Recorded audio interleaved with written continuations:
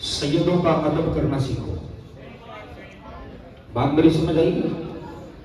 سیدوں کا ادب کرنا سیکھو. بس میں اسی جملے پہ اپنی گفتگو کے اختتام کی طرف لے کے جاؤں گا کہ سادات کا ادب کرنے والا، ان کا احترام کرنے والا اللہ اور اللہ کے رسول کے نزدیک جنتی ہوتا ہے، اور ان کی بے ادبی کرنے والا ہمیشہ جہنمی ہوتا ہے. بات سمجھ آئیے نا؟ سرکار کی ایک حدیث سن لیں. حضور فرماتے ہیں لو ان رجلا صعد بین الرکن والمقام فصلی وصام ثم مات وهو مبغض لأہل بیت محمد صلی اللہ علیہ وسلم دخل النار. سرکار فرماتے ہیں کہ بندہ بیت اللہ کے پاس رہتا ہو، ہر وقت بیت اللہ کو دیکھے، ہر وقت بیت اللہ کو دیکھے، نمازی بھی ہے، حاجی بھی ہے، سارا کچھ کرتا ہے، لیکن میری آل کا بے ادب ہے، ان سے بغض رکھتا ہے، حضور فرماتے ہیں دخل النار، وہ جہنم میں جائے گا. بات سمجھ آئی ہے نا؟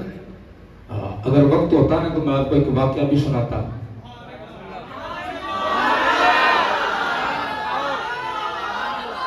عیشا جی میرا اپنا پنڈ ہے.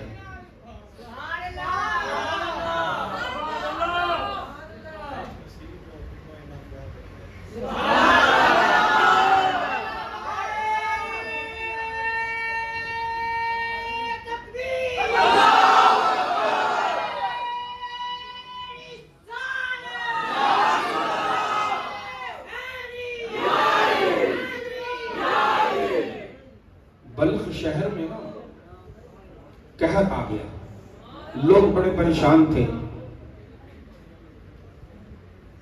ایک سیدوں کا گھر تھا، ایک خاتون تھی سید زادی اور 3 اس کی بیٹیاں تھیں.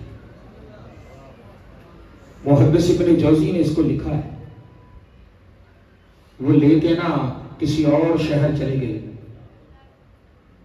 ایک مسلمان تھا، امیر تھا، کبیر تھا. کسی نے بتایا، اس کے دروازے پہ گئے کہ ہم بلخ سے آئے ہیں تو قحط آ گیا، حالات ناسازگار ہو گئے، تو تیرا سنا ہے تو تیرے پاس آ گئے ہیں. بات پہ توجہ کرنا، میری طرف دیکھیے گا.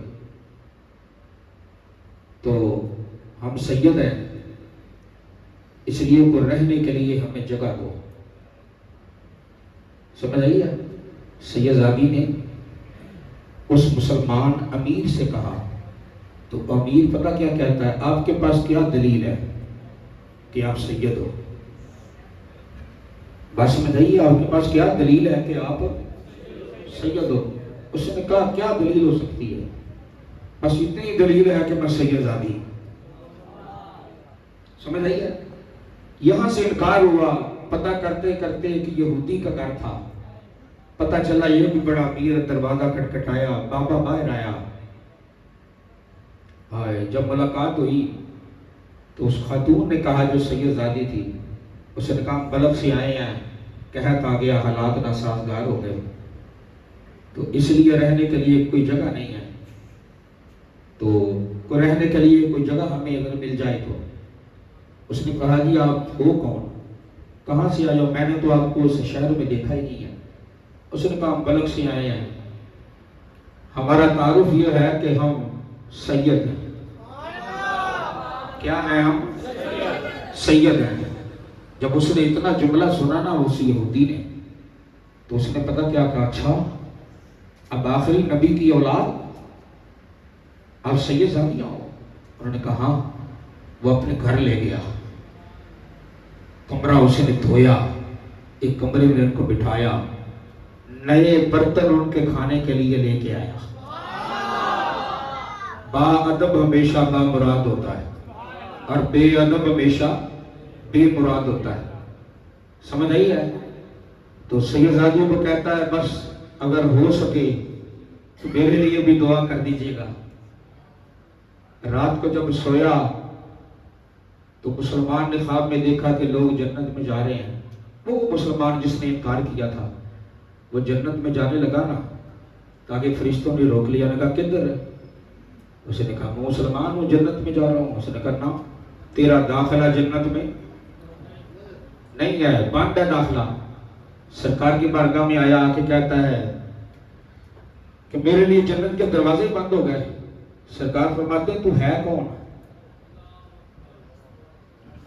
تو ہے کون؟ اس نے کہا جی میں مسلمان. فرمایا تیرے مسلمان ہونے کی دلیل کیا ہے کہ تو مسلمان ہے؟ آج میری شہزادیاں تیرے دروازے پہ آئی تھی اور انہوں نے آ کے کہا تھا کہ ہم سیدزادیاں ہیں. تو دلیلیں مانگتا تھا کہ دلیل کو دو کہ تم سیدزادیاں کیسے ہو. ہائے آنکھ کھلی تو اب پورے شہر میں ڈھونڈنے لگا کہ میں دیکھوں تو صحیح وہ سیدزادیاں ہیں کدھر. پتہ کرتے کرتے اس یہودی کے دروازے میں پہنچا. کہنے لگا یار میرا تو کم کر. انہوں نے کہا کی؟ انہوں نے کہا جو تیرے گھر کل کے مہمان آئے نا وہ مہمان مجھے دے دے. اس نے کہا نہیں وہ مہمان میرے ہیں تیرے نہیں. وہ کہنے لگا تو یہودی ہے میں مسلمان ہوں. اس نے کہا میں کل تک یہودی تھا، کل تک یہودی تھا آج نہیں. اس نے کہا کیا مطلب؟ اس نو مسلم شخص نے کہا. اس نے کہا میں کل تک یہودی تھا آج نہیں. اس نے کہا وہ کیسے؟ اس نے کہا جو کچھ تو نے خواب میں دیکھا ہے میں نے جیتے جاگتے دیکھا ہے.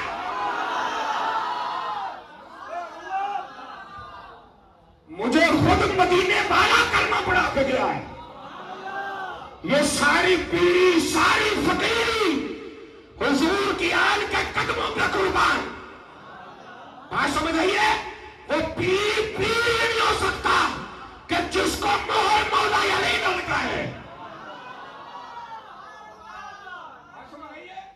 وہ پیر نہیں ہو سکتا کہ جس کو مہر مولا علی نہ لگائے.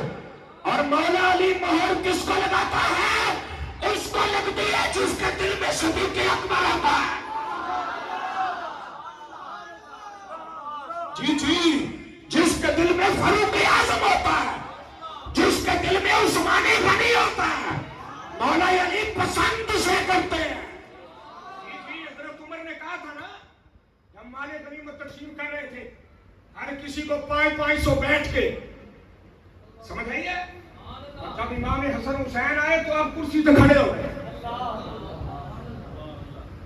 وقت کا امیر ہے اور جس کے نام سے سارا عرب ڈرے آپ کھڑے ہو گئے. جب شہزادے آئے تو 1,000 دونوں ہاتھوں سے پیش کیا. 1,000 ہے اور دیکھ پتا کیا کہا؟ یہ آپ کی شیان شان تو نہیں، آپ بڑے لوگ ہیں ہم چھوٹے ہیں. ادب دیکھو. اس پہ آپ کے بیٹے عبداللہ نے کہا تھا ابا جنگیں میں نے لڑی ہیں، یہ تو چھوٹے تھے اور آپ نے مجھے 500 ان کو 1,000. تو حضرت عمر نے پتا کیا کہا تھا؟ آخیا کاکا چپ کر. نہ تیرے باپ حسین کے باپ جیسا، نہ تیری ماں حسین